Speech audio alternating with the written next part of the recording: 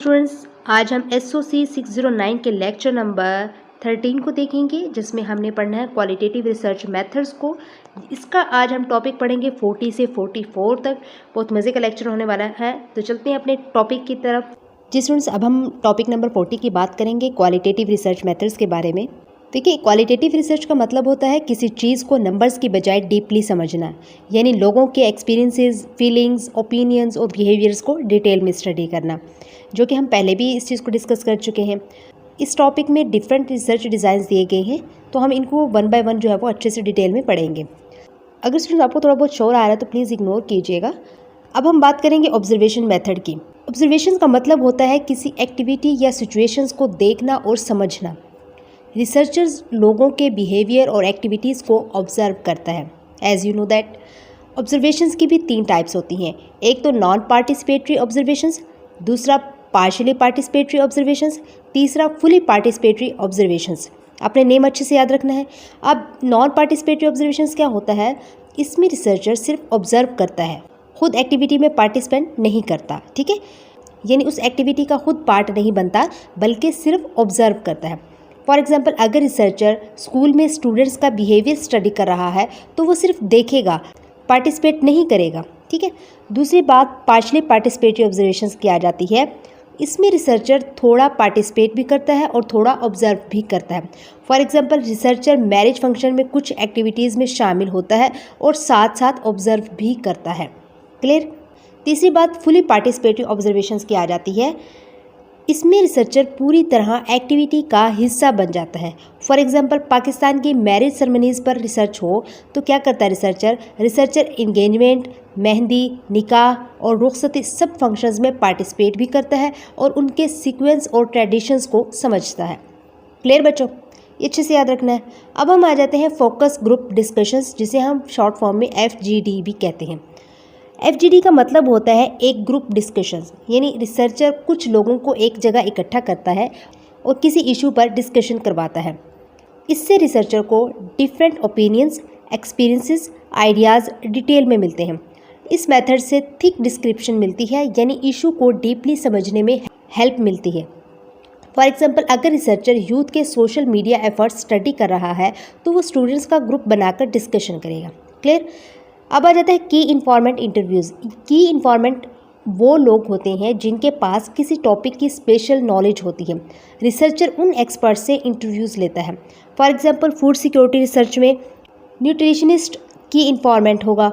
Health issue research में LHW यानी कि लेडी हेल्थ वर्कर की इन्फॉर्मेंट होगी। तो ये लोग इम्पोर्टेंट और ऑथेंटिक इन्फॉर्मेशन देते हैं। क्लियर। अब आ जाते हैं इन डेप्थ इंटरव्यूज़ पर। जब रिसर्चर को किसी इशू को बहुत डीपली समझना हो तब इन डेप्थ इंटरव्यूज़ यूज़ होता है। इसमें डिटेल्ड क्वेश्चंस पूछे जाते हैं, लॉन्ग डिस्कशन होती है, रिस्पोंडेंट अपने एक्सपीरियंसेस ओपनली शेयर करता है। फॉर एग्जांपल, डिप्रेशन या पॉवर्टी के इफेक्ट्स समझने के लिए डिटेल्ड इंटरव्यू लिया जाता है। ठीक है। अब आ जाते हैं केस स्टडीज़ पर। देखिए, केस स्टडी किसी इंडिविजुअल की भी हो सकती है, कम्युनिटी की भी हो सकती है, किसी भी इशू प्रॉब्लम की डिटेल्ड स्टडी होती है। रिसर्चर एक स्पेसिफिक केस को डीपली एनालाइज करता है। For example, solid waste problem सिर्फ लाहौर में है या स्मॉल सिटीज़ में भी, तो रिसर्चर डिफरेंट सिटीज़ को स्टडी करेगा और कंपेयर करेगा। क्लियर। अब हम बात करेंगे बायोग्राफिकल हिस्ट्री के बारे में। देखिए, इस मेथड में किसी इंसान की ज़िंदगी यानी लाइफ हिस्ट्री को डिटेल में स्टडी किया जाता है। रिसर्चर उस पर्सन की चाइल्डहुड, एजुकेशन, स्ट्रगल्स, अचीवमेंट्स सब कुछ डीपली समझता है। फॉर एग्जांपल, अगर किसी फेमस टीचर या लीडर की लाइफ स्टडी की जाए कि वो कैसे सक्सेसफुल बना, तो ये बायोग्राफिकल हिस्ट्री होगी। इस मेथड से बहुत डीप नॉलेज मिलती है किसी इंडिविजुअल के एक्सपीरियंस के बारे में। अब आते हैं grounded theory method, short form GTM। Grounded theory method एक ऐसा रिसर्च मेथड है जो आजकल बहुत पॉपुलर हो रहा है। इसमें थ्योरी पहले से फिक्स नहीं होती, डाटा कलेक्ट करके खुद थ्योरी डेवलप की जाती है। यानी पहले डाटा लो, फिर उस डाटा से आइडिया या थ्योरी बनाओ। फॉर एग्जांपल, अगर रिसर्चर स्टूडेंट्स के बिहेवियर का डाटा कलेक्ट करे और फिर उससे एक न्यू थ्योरी बनाए कि स्टूडेंट्स स्ट्रेस कैसे मैनेज करते हैं, तो ये GTM होगा। इस मेथड के फ़ायदे भी हैं और कुछ चैलेंजेस भी हैं। क्लियर।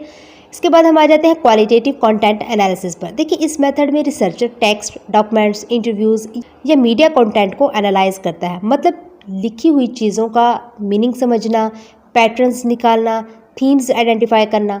फॉर एग्जांपल अगर न्यूज़पेपर्स या सोशल मीडिया पोस्ट को स्टडी किया जाए कि लोग एजुकेशन के बारे में क्या सोच रहे हैं, तो ये कंटेंट एनालिसिस होगा। इसमें रिसर्चर डिसाइड करता है कि कौन से टूल्स और टेक्निक्स यूज़ करने हैं। इसके बाद हम आ जाते हैं हिस्टोरिकल कंपैरेटिव एनालिसिस पर। देखिए इस मेथड में पास्ट यानी पुरानी हिस्ट्री को प्रेजेंट से कंपेयर किया जाता है, यानी पुरानी और आज की सिचुएशंस को कंपेयर करना। जैसे कि 100 साल पहले की मैरिज सेरेमनीज वर्सेस आज की मैरिज सेरेमनीज दोनों का कंपैरिजन करके चेंजेस समझे जाते हैं। इससे पता चलता है कि टाइम के साथ सोसाइटी कैसे चेंज हुई। इसके बाद हम आ जाते हैं डिस्कोर्स एनालिसिस। डिस्कोर्स एनालिसिस में लोगों के लैंग्वेज, स्पीच और कम्युनिकेशन स्टाइल को स्टडी किया जाता है। इसमें देखा जाता है लोग क्या बोल रहे हैं, कैसे बोल रहे हैं और जो है वो उन वर्ड्स का हिडन मीनिंग क्या है। Clear. For example political speeches या न्यूज़ डिबेट्स को एनालाइज करके समझा जाता है कि असल मैसेज क्या है। ये मेथड कम्युनिकेशन और लैंग्वेज को डीपली समझने के लिए यूज़ होता है। ठीक है बच्चों, तो ये स्टूडेंट्स ये सारे पॉइंट्स अच्छे से याद भी रखने होंगे। आपकी शॉर्ट में, क्विज में और लॉन्ग क्वेश्चंस में यहीं से आएगा, ये अपना इंपॉर्टेंट पॉइंट है। ठीक है, इसके बाद स्टूडेंट्स हम टॉपिक नंबर 41 पर आ जाते हैं, ऑब्जर्वेशंस। ऑब्जर्वेशन मेथड क्या होता है? देखिए ऑब्जर्वेशन मेथड का मतलब होता है किसी चीज़ को देखना, सुनना और समझना नेचुरल एनवायरनमेंट में। इस मेथड में रिसर्चर लोगों के बिहेवियर को रियल लाइफ सिचुएशंस में ऑब्जर्व करता है। यानी कि आप ये समझ लें ऑब्जर्वेशन मेथड में रिसर्चर लोगों को नेचुरली देखता है, उनके बिहेवियर को एनालाइज करता है और डाटा अपनी सेंसेस से कलेक्ट करता है। यानी जो उसको समझ आ रहा है, जो उसको नज़र आ रहा है, जो उसको सुन रहा है, उससे जो है वो डाटा कलेक्ट करता है। क्लियर।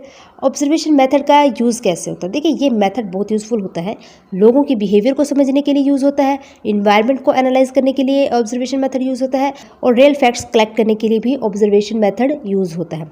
फॉर एग्जांपल अगर रिसर्चर फूड सिक्योरिटी पर स्टडी कर रहा हो तो वो घरों में जाकर ऑब्जर्व करेगा मेल और फीमेल चिल्ड्रन की हेल्थ, उनका फिजिकल कंडीशन जैसे कि स्किन कलर, बॉडी कंडीशंस वगैरह, फूड अवेलेबिलिटी और यूजेज। इस तरह रिसर्चर बिना पूछे रियल सिचुएशन समझ सकता है। ठीक है, तो याद रखिएगा ऑब्जर्वेशन से जो डाटा मिले उसे सिस्टमैटिक तरीके से रिकॉर्ड करना बहुत ज़रूरी होता है, वरना डाटा कंफ्यूज हो सकता है। सिस्टमैटिक मतलब प्रॉपर ऑर्गेनाइज किया जाता है। ठीक है, सो याद रखिएगा एक रेमोंड गोल्ड 1958 के मुताबिक ऑब्जर्वेशंस की 3 टाइप्स हैं। वो कौन कौन सी हैं? फर्स्ट ऑब्जर्व एज ऑब्जर्वर है और सेकेंडली जो है वो ऑब्जर्व एज अ पार्टिसिपेंट है, थर्ड जो है वो कंप्लीट ऑब्जर्वर है। ठीक है, तो हम यहाँ पे डिटेल में समझेंगे कि क्या होती हैं। देखिए जो ऑब्जर्वर एज ऑब्जर्वर है वो क्या होता है?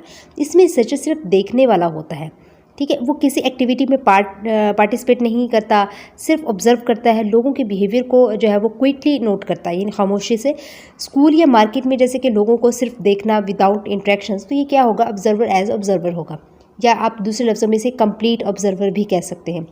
सेकंड नंबर पर हमारे पास जो है वो ऑब्जर्वर एज पार्टिसिपेंट, या आप इसे दूसरे लफ्ज़ों में पार्टिसिपेंट ऑब्जर्वेशंस भी कह सकते हैं। इसमें रिसर्चर खुद भी ग्रुप का हिस्सा बन जाता है और एक्टिविटी में पार्टिसिपेट भी करता है। वो लोगों जैसा बिहेव करता है और साथ साथ ऑब्जर्वेशंस भी करता है। यानी अगर जैसे कि कह लें कि अगर रिसर्चर किसी कम्युनिटी में रहकर उनकी डेली लाइफ का हिस्सा बन जाए और उनको स्टडी करे, तो ये मेथड रियल बिहेवियर समझने के लिए यूज़फुल होता है। तीसरी बात कंप्लीट ऑब्जर्वर, यानी इसमें रिसर्चर सिर्फ डिस्टेंस से ऑब्जर्व करता है, ना पार्टिसिपेट करता है, ना इंटरेक्ट करता है, सिर्फ देखकर डाटा कलेक्ट करता है। जैसे कि आप एग्जांपल ले लें, सीसीटीवी कैमरा हो गया, ठीक है, जैसे ऑब्जर्वेशंस, या फिर जो है वो कह लें कि किसी क्लासरूम को सिर्फ आपने देखना और ऑब्जर्व करना चीज़ों को। सो याद रखिए कि रिसर्चर खुद डिसाइड करता है कि कौन सी ऑब्जर्वेशन मेथड यूज़ करनी है। ये डिसीजन स्टडी की नेचर पर डिपेंड करता है। ठीक है, यहाँ पर अगर रिसर्चर क्रिमिनल गैंग्स को बिहेवियर स्टडी कर रहा हो और उनके लीडर्स तक पहुँचना चाहता हो, तो उसे पार्टिसिपेंट ऑब्जर्वेशन यूज़ करनी होगी, क्योंकि वो ग्रुप के अंदर जाएगा, उनके साथ इंटरेक्ट करेगा और रियल इन्फॉर्मेशन कलेक्ट करेगा। लेकिन ये मेथड रिस्की भी हो सकता है।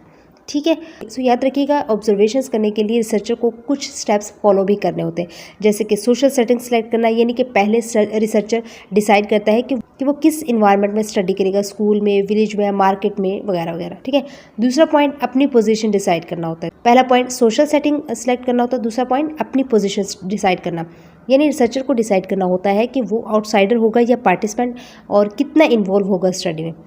तीसरा पॉइंट टाइम डिसाइड करना होता है, ये भी इंपॉर्टेंट है, कितना टाइम स्टडी करनी है, किस टाइम पे डेली, वीकली या मंथली ऑब्जर्वेशंस करनी है।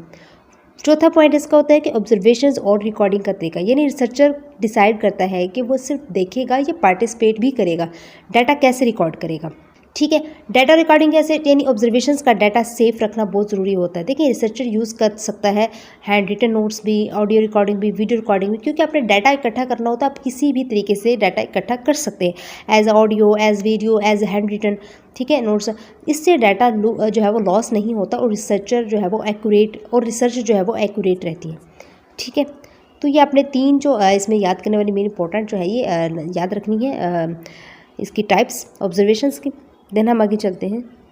अब स्टूडेंट्स हमने ऑब्जर्वेशंस तो पढ़ ली है, ऑब्जर्वेशंस की हमने टाइप्स पढ़ी थी। नॉन पार्टिसिपेटरी ऑब्जर्वेशंस जो पहली टाइप थी, हम इसके बारे में डिटेल में देखेंगे।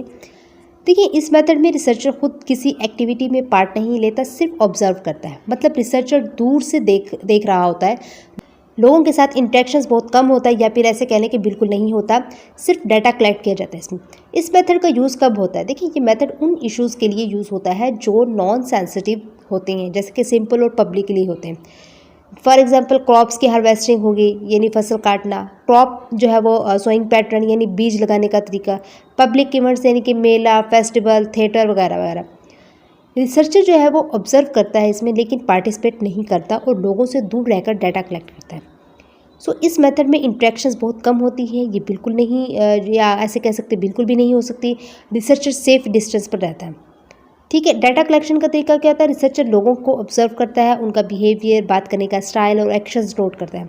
फॉर एग्जांपल किसी फेस्टिवल या थिएटर में जो है वो लोग कैसे बिहेव कर रहे हैं।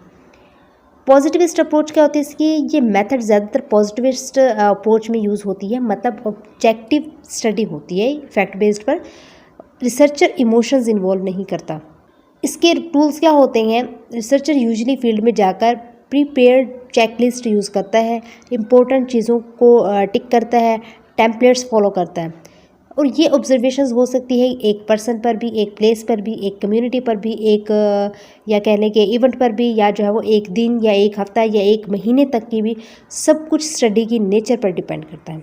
ठीक है, जैसे कि एक फ्रेंच स्कॉलर ने पाकिस्तानी रेलवे की जो है वो सैनिटरी वर्कर्स का स्टडी किया, उसने उनको दूर से ऑब्जर्व किया और डाटा कलेक्ट किया। ठीक है, सो ऑब्जर्वेशंस में नोट्स बनाना बहुत ज़रूरी होता है। 2 टाइप्स के नोट्स होते हैं, एक डिस्क्रिप्टिव नोट्स, दूसरा एनालिटिकल नोट्स। डिस्क्रिप्टिव नोट्स क्या होता है? जो कुछ भी देखा उसे डिटेल में लिखना। एनालिटिकल नोट्स क्या होता है? बाद में एनालिसिस करना, या जो है वो इवनिंग पर या फिर वीकेंड पर इंपॉर्टेंट पॉइंट्स को इंटरप्रेट करना। इससे रिसर्च कंप्लीट और मीनिंगफुल होती है। क्लियर? इसके बाद हम टॉपिक नंबर 43 पर आ जाते हैं, पार्शियल पार्टिसिपेटरी ऑब्जर्वेशंस पर। इस मेथड में रिसर्चर कुछ हद तक पार्शली पार्टिसिपेट भी करता है और ऑब्जर्व भी करता है। मतलब रिसर्चर फील्ड में जाता है, लोगों के साथ इंटरेक्ट करता है, लेकिन उनकी लाइफस्टाइल को फुली अडॉप्ट नहीं करता। इस मेथड का यूज़ जो है वो एथनोग्राफी में होता है। एथनोग्राफी का मतलब होता है किसी पीपल, कम्युनिटी या इशू को डीपली समझना या स्टडी करना। रिसर्चर लोगों की डेली लाइफ को समझने के लिए उनके साथ रहता है और उनको ऑब्जर्व करता है। रिसर्चर क्या करता है इसमें? देखिए रिसर्चर कम्युनिटी में जाकर रहता है, डेली एक्टिविटीज़ में हिस्सा लेता है, लोगों से बात करता है, फॉर्मल और इनफॉर्मल दोनों तरह से इंटरेक्शन करता है, लेकिन वो पूरी तरह उनकी लाइफस्टाइल को अडॉप्ट नहीं करता। सो याद रखिएगा, रिसर्चर जो है वो थोड़ा पार्टिसिपेट करता है इसमें, थोड़ा ऑब्जर्व भी करता है और दोनों से इंफॉर्मेशन कलेक्ट करता है। इसके बेनिफिट्स क्या हैं? पार्शली पार्टिसिपेटरी ऑब्जर्वेशंस के बहुत से फ़ायदे होते हैं। एक तो जैसे कि थिक डिस्क्रिप्शन मिलती है, दूसरा कल्चर और सोशल स्ट्रक्चर समझ आता है, तीसरा इवेंट्स की डिटेल समझ आती है, चौथा पावर रिलेशन समझ आती है। ठीक है, जिसके फॉर एग्जांपल पाकिस्तान में देग कल्चर यानी कि वेडिंग या गैदरिंग्स में लार्ज कुकिंग सिस्टम को जो है वो देग कल्चर कहते हैं। तो इस चीज़ को स्टडी करना भी इसी टाइप में होता है। रिसर्चर देग बनाने का प्रोसेस देखता है, लोगों के साथ काम भी करता है और उनकी ट्रेडिशंस भी समझता है। क्लियर? अब हम बात करेंगे टॉपिक नंबर 44 की, पार्टिसिपेटरी ऑब्जर्वेशंस की। इसमें क्या होता है स्टूडेंट्स, ये एक बहुत सेंसिटिव रिसर्च मेथड होती है। इसमें रिसर्चर खुद कम्युनिटी का हिस्सा बन जाता है, लोगों के साथ रहता है, उनकी लाइफ जैसी जो है वो लाइफस्टाइल अडॉप्ट करता है। अगर इस मेथड को सही तरह हैंडल ना किया जाए तो रिसर्च का रिजल्ट गलत हो सकता है और पूरा स्टडी फेल हो सकता है। इसलिए ये मेथड केयरफुल प्लानिंग डिमांड करती है। रिसर्च स्टार्ट करने से पहले रिसर्चर को क्या करना पड़ता है, एरिया के बारे में बेसिक इन्फॉर्मेशन कलेक्ट करनी होती है, लोगों के कल्चर और हैबिट्स को समझना होता है। अगर रिसर्चर आउटसाइडर हो, जैसे कि बाहर से आया हो, तो उसे पहले एरिया को समझना बहुत ज़रूरी होता है। क्लियर। अब रिसर्चर क्या करता है, इसमें जो है वो पार्टिसिपेटरी ऑब्जर्वेशन में रिसर्चर कम्युनिटी में जाकर रहता है, बिल्कुल लोकल्स जैसा बन जाता है, उनकी लैंग्वेज सीखता है, उनके कल्चर अडॉप्ट करता है, उनके ईटिंग और बिहेवियर पैटर्न्स फॉलो करता है। ठीक है। इससे क्या होता है, रिसर्च का सक्सेस तब होता है जब लोग रिसर्चर पर ट्रस्ट करें, जब लोग जो है वो रिसर्चर पर ट्रस्ट करें और ओपन होकर इंफॉर्मेशन दें। इस ट्रस्ट को बनाने में मंथ्स या सम टाइम जो है वो ईयर्स भी लग जाते हैं। अगर ट्रस्ट ना हो तो लोग को यानी असल इश्यूज शेयर नहीं करते। क्लियर।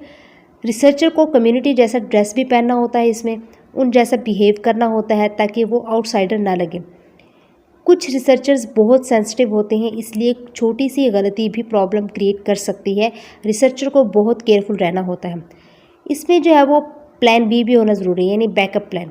अगर कोई प्रॉब्लम हो जाए तो रिसर्चर के पास अल्टरनेटिव प्लान होना चाहिए, यानी प्लान बी होना चाहिए, ताकि रिसर्च डिस्टर्ब ना हो।